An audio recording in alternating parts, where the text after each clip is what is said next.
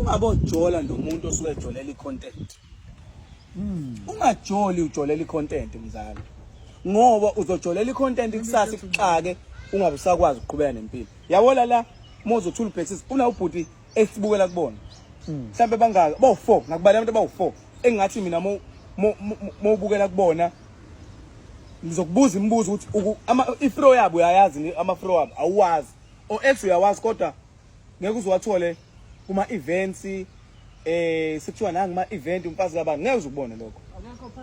Yabona uma wabuka uFelix une flow yakhe, a decent woman, a very supportive one. Uma ubuka lo muntu uyimele ngayo yonke indlela uzobuka utshatha usaza chatha umazi kuma social media mhlawumbe be relaxele mhlawumbe noma emona ngeke uzumone uma events buka ubhuti uMavazi ubuka indlela akenza ngayo nendlela agqoka ngayo umuntu wesifazane fanele phela thina sikubona ngokuthi unomuntu wesifazane oqotho ngendlela ogqoka ngayo yabo uzobuka umcineka day even sure mhlawumbe Monday to Friday uthi akagqokele the way indlela uhleze egqoke smart is because baganwa abantu abadecent. Kunomehluko phakathi komuntu wesifazane nentombazane. Umuntu wesifazane fanele ambathi. Masikhuluma ngombatha sikhuluma ngokuthi fanele bayihloniphe mfethu. Hayi ukuthi umuntu wesifazane fanele yabo nje once waqala waqoka ishort engaka. Waqonda into ezamabele. Thina sizokuhalela thina. Uzokhangisa phela lo muntu lo it's for keeps. Ngeke ungitshela ukuthi lo muntu loyo ungakha nayo umuzi. Umuntu ukuthi ngiye nayo kuma event.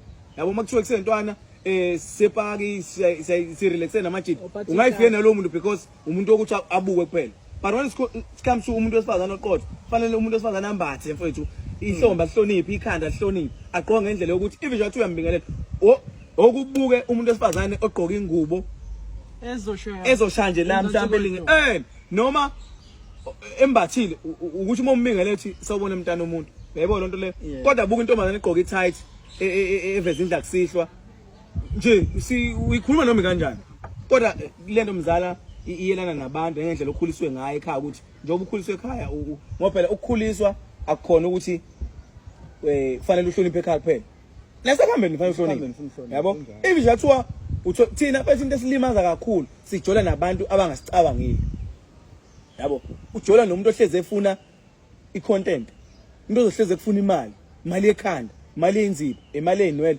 yemfethu sikhule kanzima thina sikhule sisokole singenalutho kodwa manje masunotho wena ukhumbula ukuthi kufanele wenze umuntu wesifana asisho ukuthi ungalenzi ikhanda lo muntu omzali menze umuntu ikhanda kodwa fanele ucabanga ukuthi kusasa lo muntu lo omenza ikhanda kuzofika omunye ongekaza menza ikhanda ozomenza ikhanda ebese emtravelisa uyabona sekuyikhomba wena nokumenza ikhanda kuphela mase ngifika mina ngiyumjiksi ngizofika mina ngimenza ikhanda ngimenza inzipho bese simama asiphume sesengithini sothenga ukuthi obvious ususele la sekuyakhomperishwa ke lapho yabo ngoba phela ikhanda lomuntu wesifazane uzolenza kuleli viki othi yophela iviki athi yena seliyaluma cabanga ukushintsha aqaqa kuphuma olodwa uzipho afuna ukukhipha zonke inkophe zihlephuwe ngapha ayikhiphe zonke leyo mali leyo ishona wona kaza sakhalisa ukuthi wena ufuna ukwenza ikhanda khona ufike umthengele iwave khona umthele iwave kabantu ba1000 iwave ebiza imali yenkomo uzothini ke unganayo inkomo ungenankomo kodwa uthenga iwave